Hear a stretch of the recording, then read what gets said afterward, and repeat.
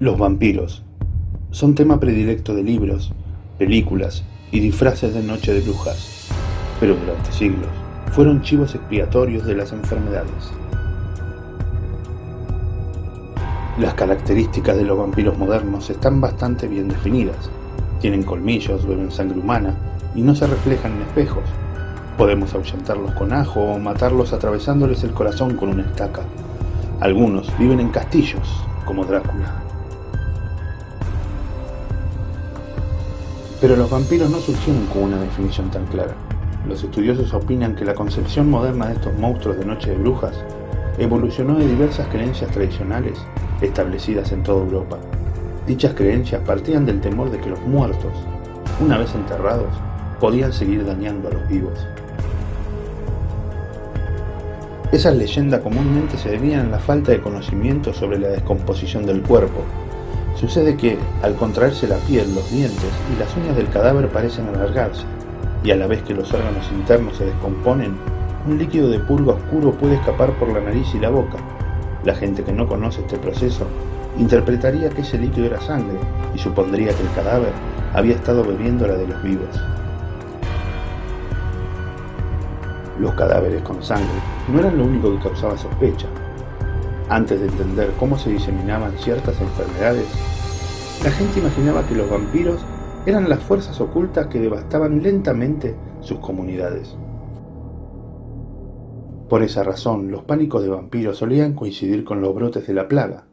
En 2006, un equipo de arqueólogos desenterró en Venecia, Italia, un cráneo del siglo XVI, el cual fue sepultado entre varias víctimas de la plaga con un ladrillo en la boca.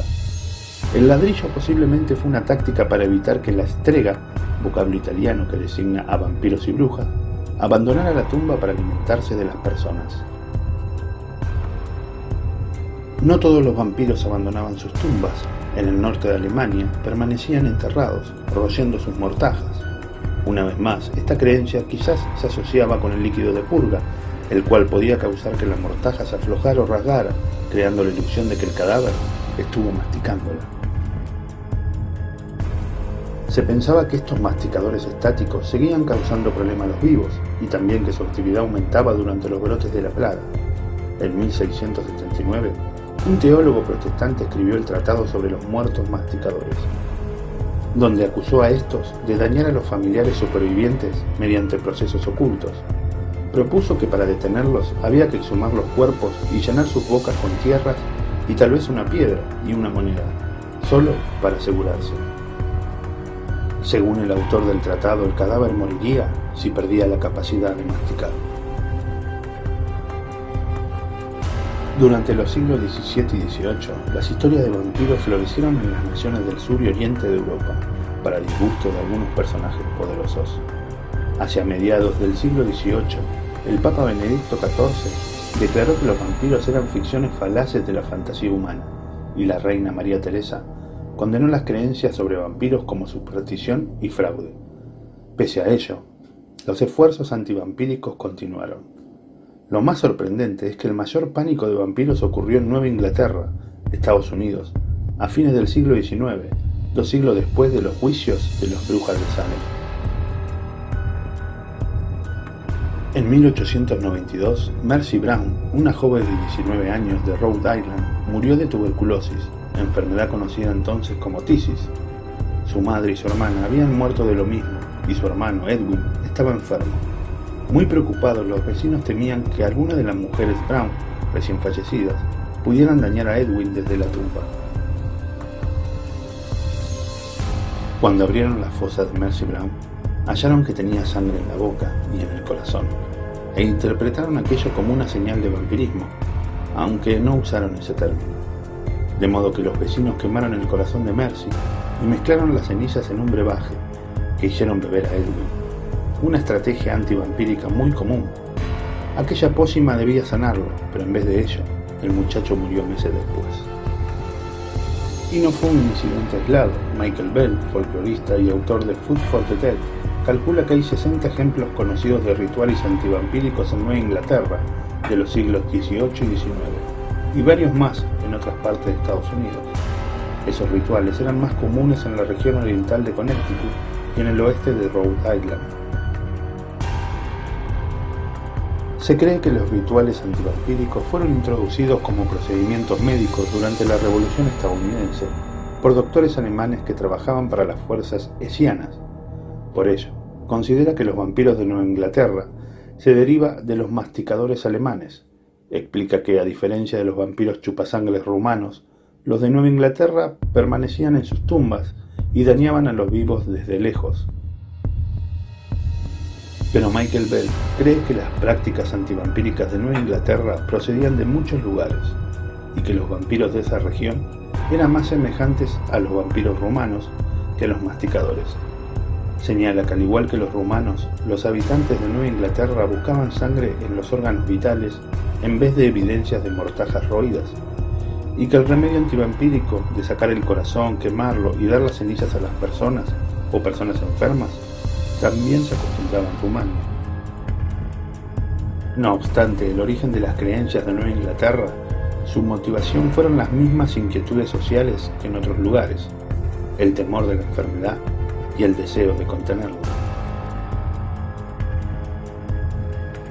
Puede que seas ajeno a la existencia de personas que creen necesitar fervientemente la sangre para subsistir, y no nos referimos a que circule por sus venas y arterias, sino a usarla como alimento. Estas personas sufren una enfermedad mental registrada con el nombre de síndrome de Renfield o vampirismo clínico. Ejemplos de algunos casos famosos que presentaron síntomas propios de vampirismo.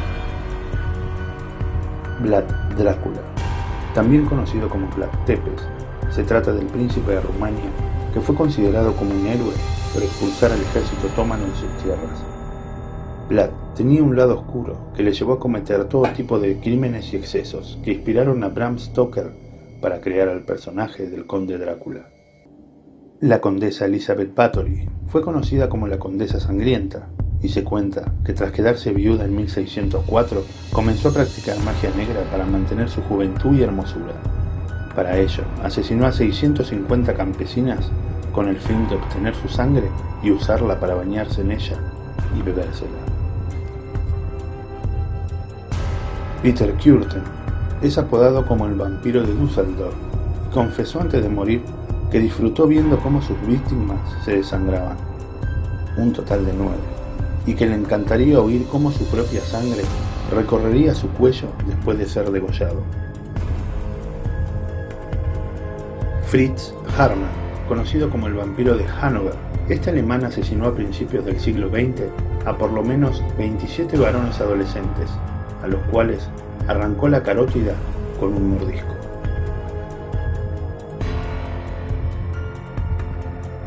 Aquí encontramos al vampiro, príncipe de las tinieblas, un monstruo inmortal que acecha a los vivos y sobrevive bebiendo la sangre de inocentes. El vampiro, una figura aterradora y extrañamente atractiva a la vez, ha sido una de las ficciones románticas más duraderas. Es escalofriante saber que el vampiro ficticio tiene sus raíces en una siniestra realidad, amparada en las supersticiones del pasado. La leyenda se ha enriquecido con incidentes reales y encuentros espeluznantes con la muerte y lo desconocido.